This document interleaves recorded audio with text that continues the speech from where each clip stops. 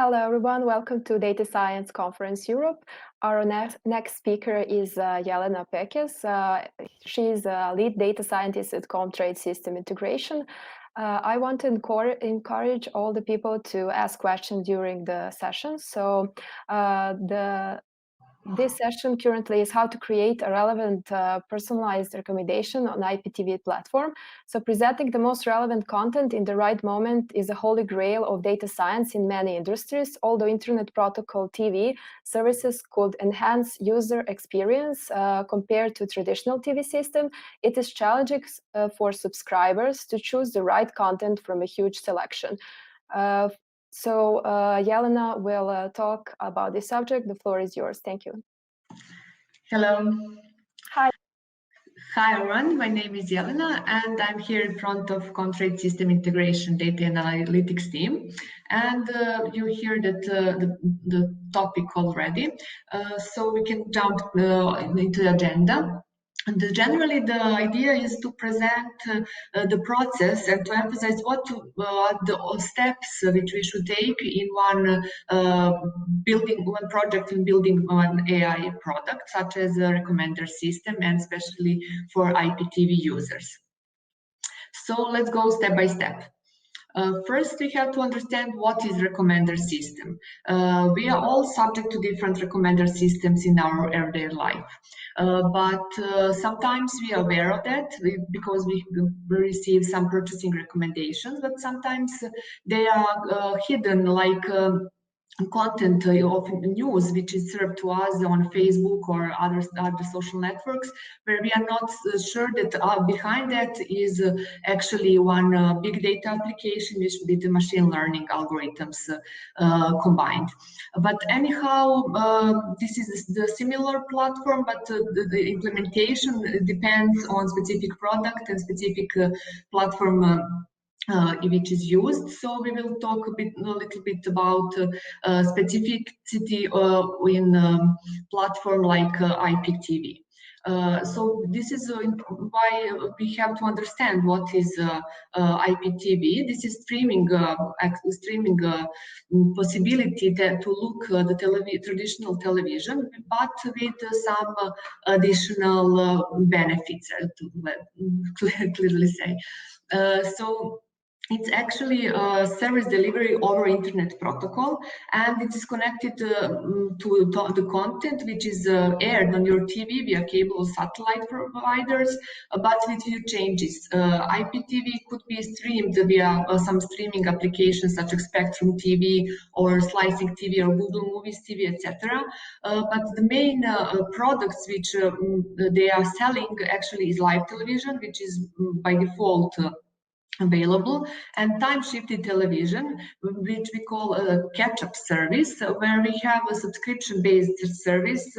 The customer pay to have a possibility to watch this content in the back and whenever he wants, and additionally VOD service, which gives possibility to users to watch video on demand, and this is actually the next revenue stream for content providers. It's Netflix is actually a VOD service. But catch-up is the first revenue stream, and it is the most important. There are also the other services, but in today's presentations, we will focus on the catch-up and VOD. What are the general benefits of recommender system? Of course, this is to increase the purchases and to gain customer satisfaction. But why to use recommendations? Because there are other possibilities as well, especially on the small market like the Balkans, for example. The main idea is to keep customer active on the platform and increase awareness of the product and to gain more customers. But again, this sounds cool, but is it good enough reason? The right reason is to get better knowledge of customer preferences and to help content delivery provider in negotiation with the real content providers and with advertising agencies to get better deals for personalized ads, actually personalized ads blocks, which are served to users and paid, and they are more expensive. This is actually the goal of the project, and beside that we have also the goal to understand user experience as option to improve the service and the quality of service and quality of experience. It's the other part of the project. But when you have so many possibilities how to build a recommender system, it's hard to decide what approach you should take, because there are plenty of open source ready-made algorithm tools which you can just plug and play. But is it good enough? This is maybe too simple when you do not know what you have inside, what algorithm are in place, and how well your recommender system works and how to improve it over the time. It is really important.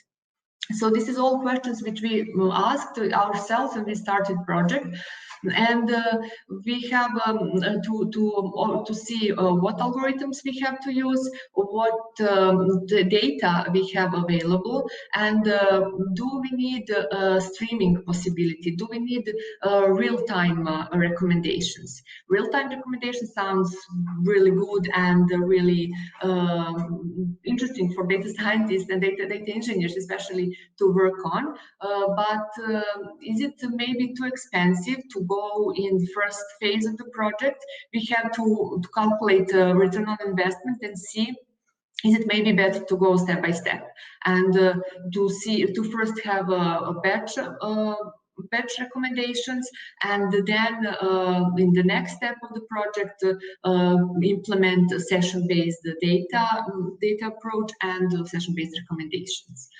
Also, there are ready algorithms like content-based filtering and collaborative filtering.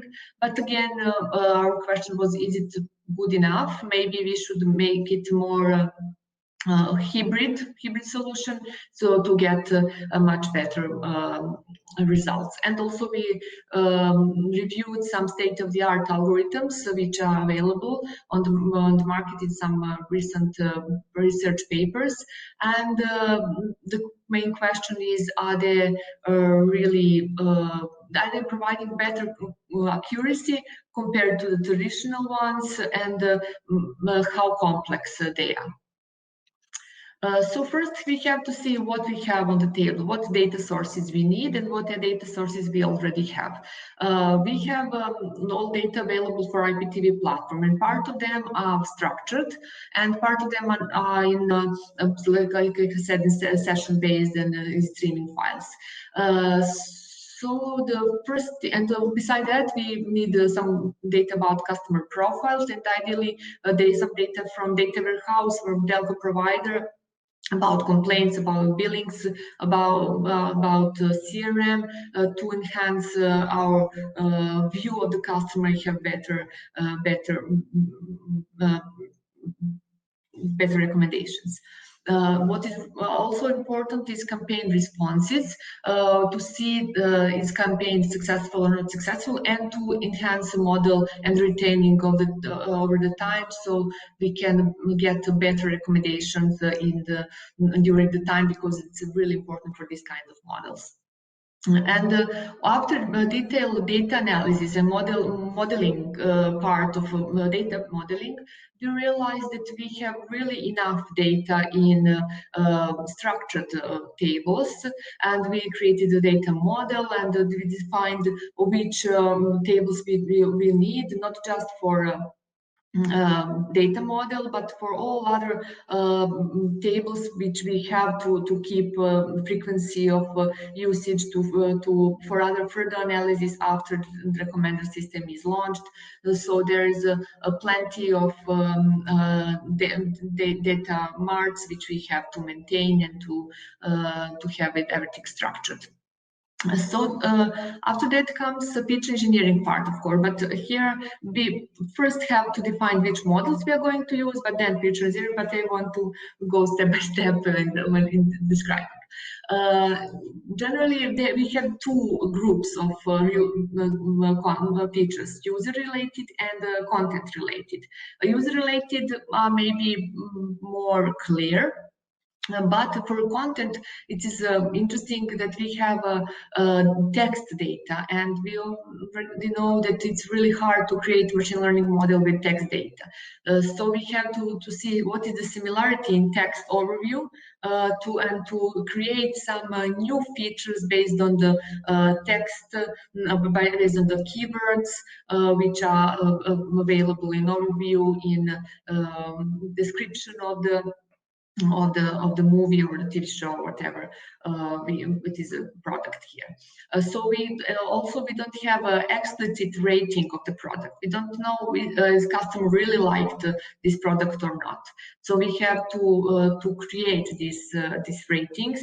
We have to see how frequently customer looked at certain content and create new features based on that. And also it is important to see what time period to look, because for highly active customers we should look at his recent behavior, but for less active customer we should take a longer time period to be smarter. Okay, so when we have our data defined, what we need, we have to see how this logical architecture should look like. We know that we need some input tables for modeling and for analytics, and we have three groups of customers basically: active customers, new customers, and inactive. For active customers, we'll do our main modeling part, but for new customers we don't have enough data, and we have to apply a cold start approach. So we have to recommend to them some content which is the most popular on the market, and or to see what is the other possibilities. For inactive customers, it's specific where maybe the most popular content is not so attractive. So we can see maybe we should take his longer time period and to find how to catch his interest. So we need a list of machine learning models, and we will go about that to next slide. And we need some ranking where we get the list of priorities for each of our products. So we said that we have a VOD and ketchup, and we have to see how to make recommendation for both of them. And what we need also is recommended notification list, because it's not saying what is ranks, what content recommendation, but the other thing is notifications for upsell of customers. So which customer we want to contact to upsell to additional service. And of course, we need some web service interface which will help us to present our recommendations on graphical user interface, and the customer can whenever he logged on his website, his browser, can see what is the latest recommendation for him. And of course, we have some statistics and content views which we have to revise and review and put back in the system and retrain the model frequently. And what is also important to emphasize, we have some business rules and profitability calculation, and it is especially important for notification list. It was the question, should it influence also the content part, but hopefully it's not implemented in that way. So when we have logical architecture, we have to see what we have in physical way. We need actually big data ecosystem. We need Hadoop to store all our data and to structure them somehow in Hive table, and we need an NiFi tool which will help us to process all these files in a parallel way, and Yarn help us to maximize the capacity of Hadoop as a platform, and everything is executed on Edge node, and we use the PySpark scripts for modeling part, and because this is the only way to maximize the platform capability. And we also need the model manager, but I cannot talk about vendors here because we are partnered with top vendors, and we can use any solution depending on the concrete project. Okay, so we come to modeling part. We did some research, as I mentioned, and reviewed plenty of algorithms and state-of-the-art approaches. But we want just to see, are we going in the right direction? What is the accuracy and hit rate with that approaches, and is it giving a better results than maybe the less attractive algorithms? And what we have learned that there are plenty of sequence learning algorithms which are actually really good on session-based data, and especially with a good hit rate and performance time is recurrent neural networks, but it works really good on session data, and it is black box, and we don't know what is the logic behind how the recommendations are made, and it was really important for us in the beginning. So we decided to make some hybrid approach, and with this algorithms will go next steps. So the main idea is to have clustering on customer level, which is most popular as a collaborative filtering system, where we identify a group of people with similar tastes and recommend them what one user liked. If one user liked some content, we suppose that the other user who is the same group would like the same content as well. And the other approach is content-based recommender system, where we have a recommendation based on similarity between products. So if customer watched 2 items and item 3 is similar as item 1, we suppose that he would also like item 3. After that, we need rating system, which is counting actually of likes and dislikes, which we created manually. We don't have real likes. And after that comes association rule analysis, which is rule-based machine learning method for discovering interesting patterns between variables in large data sets. So again, we have to see if item 1 is bought, the second item will also be bought if they are generally frequently bought together. So we can see on this picture what is the modeling flow and our Greco engine which we created for this specific purpose.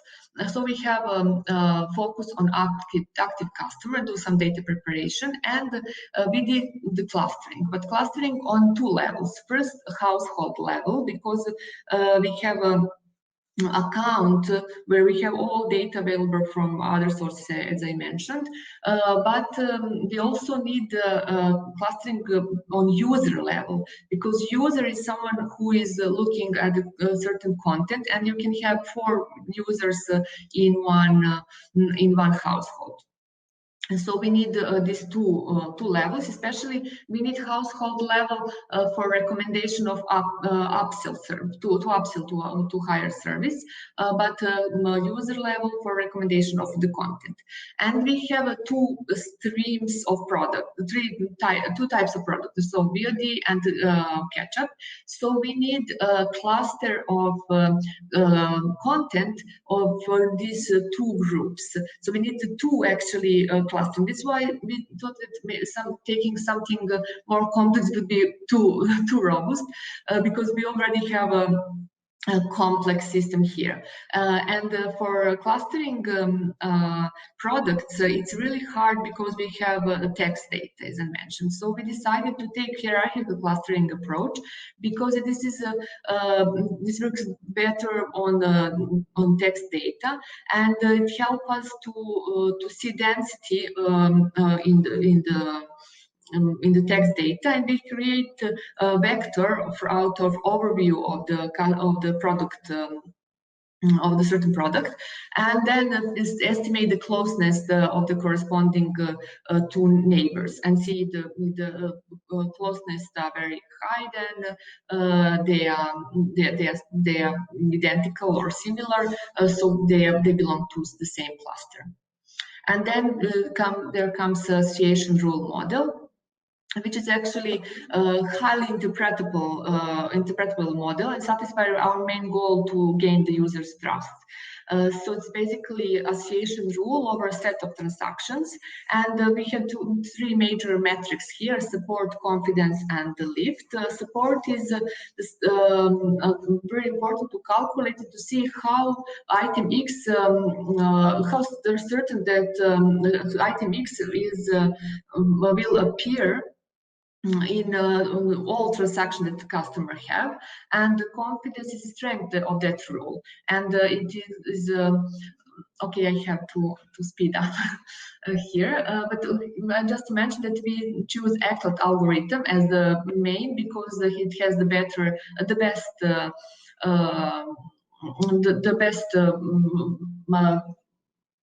accuracy, and it's a faster algorithm. It's much faster than a priori.